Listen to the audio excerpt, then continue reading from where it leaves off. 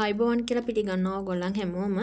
ඉතින් අද අලුත් මාසික ආරම්භයක් නිසා මම මාසෙටම ඇති වෙන්න 3-5 වර්ග ටික හදාගත්තා. ඉතින් මම අද ඔයගොල්ලන් එක බෙදාගන්නේ මම හදාගත්ත 3-5 වර්ග කොහොමද හැදුවේ කියන එක. ඉතින් මම හදලා තිනවා වර්ග 4ක්. මුලින්ම මම හදන්නේ අමු 3-5 එක. ඒකට මේ විදිහට කොත්තමල්ලි මම අවශ්‍ය කරන දේවල් කලින් දවසේ හොදලා වේලා ගත්තා. වේලා ගත්තා කියන්නේ අවුවේ නෙමේ. මම චුට්ටක් අවන් එකේ තියලා තමයි වේලා ගත්තේ. ඉතින් ඒකෙන් මම අරගත්තා ග්‍රෑම් 80ක් විතර කොත්තමල්ලි අමු 3-5 එක හදාගන්න. ඊට පස්සේ මම මේකට සූදුරු මහදුරු එකතු කරනවා මේ සැඳි දෙකක් විතර. මේ ටික බදින්නේ මම අමු 3-5 එක හදන නිසා ගොඩාක් පාට වෙනකම් බදින්නේ නැහැ. ඊට පස්සේ කරපිංච ටිකක් එකතු කරනවා.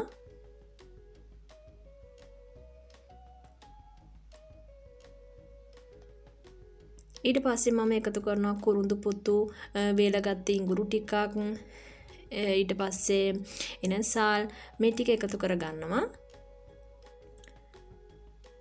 මම අමු 3-5 එක හදන්න සූදුරු එකතු කරගන්නේ නැහැ. මේ ටික එකතු කරගන්නේ මේ ටික හොඳට මේ විදිහට සාමාන්‍ය ප්‍රමාණය පාට වෙනස් නොවන විදිහට බෙද ගන්නවා කබලේ. ඊට පස්සේ කුඩු කරගන්න තියෙන්නේ. ඔයගොල්ලන්ට මතක ඇති මම බබාලට හදන 3-5 එක ගේනකොට ඔයගොල්ලන්ට මං ගෙනාවා.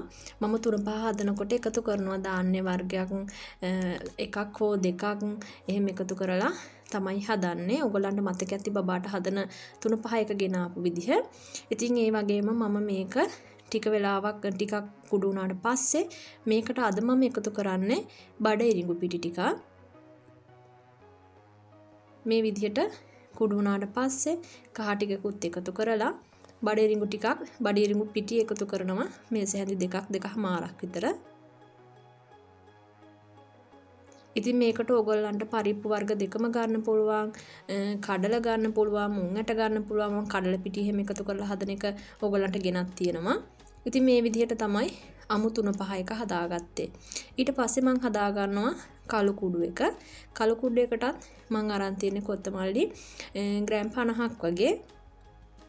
මේක නම් හොඳටම බැද ගන්න ඕනේ. ටිකක් හොඳ රාමම් පාටක් වෙනකන්. ඊට පස්සේ මහදුරු මේ සැඳි දෙකමාරක් විතර අරන් තියෙනවා. ඒකත් හොඳට රාමම් පාට වෙනකන් බැදගත්තා. සූදුරු මේ සැඳි එකක් වගේ අරන් තියෙනවා. ඊට පස්සේ අරන් තියෙනවා කුරුඳු පුතු, එනසාල්, කරාඹු නැටි, ගම්මිරිස්, උළුහාල් මේ වගේ ටික අරගෙන මේ ටිකත් බැද ගන්නවා. මම මේ වගේ හදනකොට ප්‍රමාණ මැනලා ගන්නෙ නැහැ. මට හිතෙන ප්‍රමාණයට තමයි මම මේ දේවල් අඩු වැඩි කරලා ගන්නෙ. ඉතින් මේ ටිකක් හොඳට රවුම් පාට වෙනකම් බැද ගන්නවා. ඊට පස්සේ ඔයගොල්ලන්ට මතක ඇති මගේ රෝස්මරි ගහක් තිබ්බා. ඒකෙන් මම කොළ ටිකක් මේ විදිහට වේලලා තියාගත්තා. ඒ ටිකයි අබ ටිකකුත් එකතු කරලා ඒ ටිකත් මම බැද ගන්නවා. මොකද මම අද මේකට කරපිංචා රම්පේ දෙකම එකතු කරන්නේ නැහැ.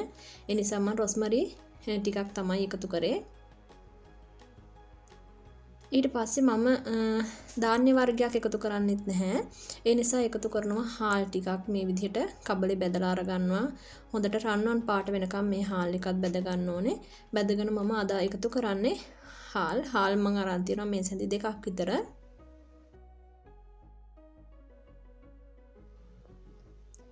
ඊට පස්සේ මේ විදිහට හාල් එකත් බැදගෙන දැන් ඒකත් ලෑස්ති කොටා ගන්න තියෙන්නේ.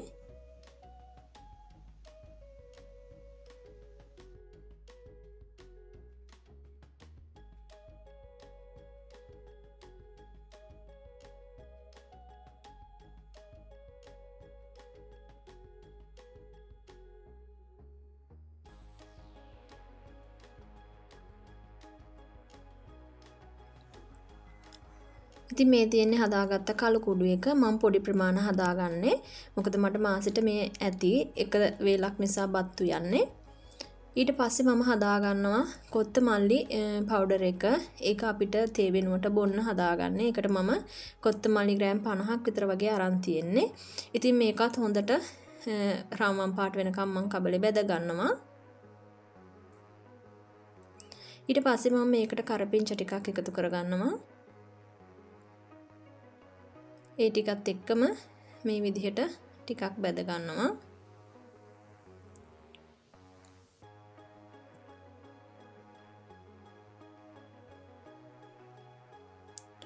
ඊට පස්සේ මේක ටිකක් පාට වීගෙන එනකොට මම එකතු කරනවා මහදුරු ටිකක් මේ සැඳි දෙකක් විතර එකතු කරනවා මහදුරු.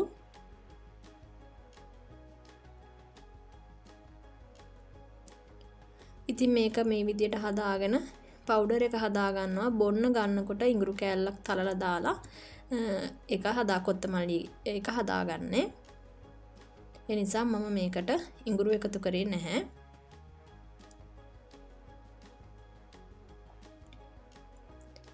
ඉතින් මේ විදියට හදාගත්ත කොත්තමල්ලි පවුඩර් එක මේ.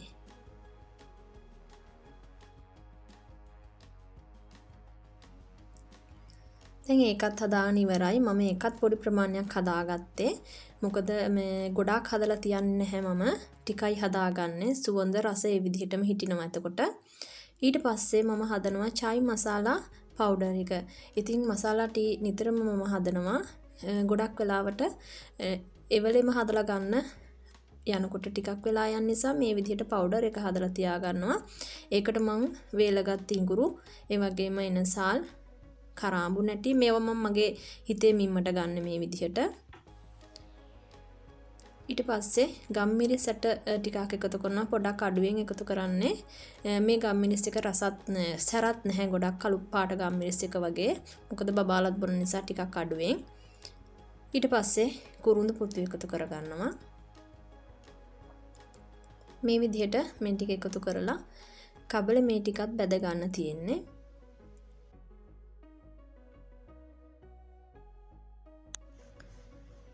ඉතින් මේකත් මේ විදිහට කබලේ ටිකක් බැද ගන්නවා විනාඩි 3-4ක් අඩු ගින්දරේ. ඊට පස්සේ මේකත් කුඩු කර ගන්න තියෙන්නේ. ඉතින් මේක මම කොටා ගන්න ටිකක් කෑලි හිටින්න. ලොකුවට නෙමෙයි සාමාන්‍ය ප්‍රමාණය මම ඔයගොල්ලන්ට පෙන්නන්නම්. මම කොටාගත්ත විදිහ මෙන්න මේ වගේ සාමාන්‍ය විදිහට කෑලි හිටින්න මම කුඩු කරගත්තේ. ඉතින් මට මේ මාසේ ඇති වෙන්න මම 3-5 ටික අමු 3-5 එක කළු කුඩු එක ඒ වගේම මසාලා ටී එක හදන්න අවශ්‍ය කරන චායි පවුඩර් එක ඊට පස්සේ කොත්තමල්ලි එක. ඉතින් කොත්තමල්ලි එකයි චායි පවුඩර් එක නම් මට මදි මාසෙටම. ඉතින් ඒ දෙක මම මාසෙට තව සැරයක් හදා ගන්නවා. 3-5 වර්ග දෙක මට ඇති මාසෙටම. ඊට පස්සේ මම අහලා තිබ්බා මසාලා ටී එක හදන විදිහ. මම හදන විදිහත් ඕගොල්ලන්ට පෙන්නන්නම්. ඉස්සෙල්ලාම වතුර උණු වෙන්න තියලා ඊට පස්සේ තේ ටිකක් එකතු කරනවා. ටී බෑග් දෙකක් මම එකතු කරා. ඊට පස්සේ අර හදාගත්ත පවුඩර් එකෙන් හැන්දක් එකතු කරලා මේ විදිහට රත් කරගන්නවා. ඊට පස්සේ එකතු කරගන්නවා මම කිරි. ඉතින් මේ විදිහට තමයි මම හදන්නේ. මේකට අනිත් එක තමයි අමු ඉඟුරු කෑල්ලක් තරලා දාන්න තියෙනවා නම් දැම්මොත් තවත් හොඳයි රසයි. මම ඉඟුරු එකතු කරාට මේකට මේක හදනකොටත් මම අමු ඉඟුරු කෑල්ලක් තරලා දා ගන්නවා.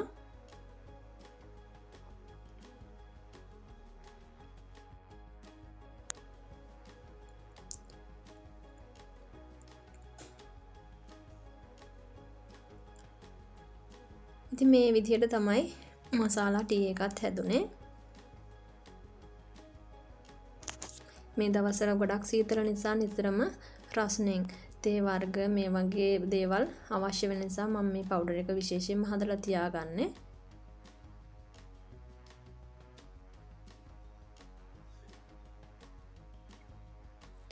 ඊට පස්සේ මේ විදිහට පොඩි බෝතල් වලට දාලා මම අරන් තියා ගන්නවා. නිතරම අරින නිසා හුලම් වදිනවා. එතකොට අර රස සුවඳ නැතුව යනවා. ගොඩක් එකතු කරාම ඒ නිසා ටික ටික එකතු කරලා තමයි මම 3-5 ටික තියාගන්නේ.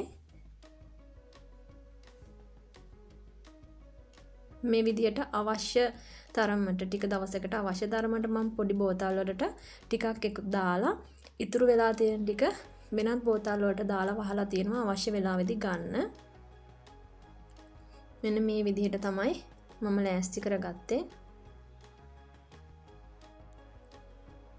ඔයගලන් දන්නවනේ කඩෙන් ගන්න තුන පහයකට වැඩිය ගෙදර හදන තුන පහයක ඇත්තටම රසයි සුවඳයි. ඉතින් ඒ රස සුවඳ දෙකම රැඳිලා තියෙනවා. අපි ඔක්කොම එකට බෝතලයකට දාගෙන පාවිච්චියට නිතර ඇර ගන්නවට වැඩිය පොඩි බෝතල් වලට දාලා අවශ්‍ය වෙලාවෙදී ටික ටික බෝතලයට දාලා ගන්න එක. ඉතින් එහෙනම් ආයෙමත් දවසක ඔයගලන්ට තවත් වීඩියෝ එකක් අරන් එන්න. හැමෝම පරිස්සමෙන් ඉන්න. සුබ දවසක් ඔයගලන් හැමෝටම.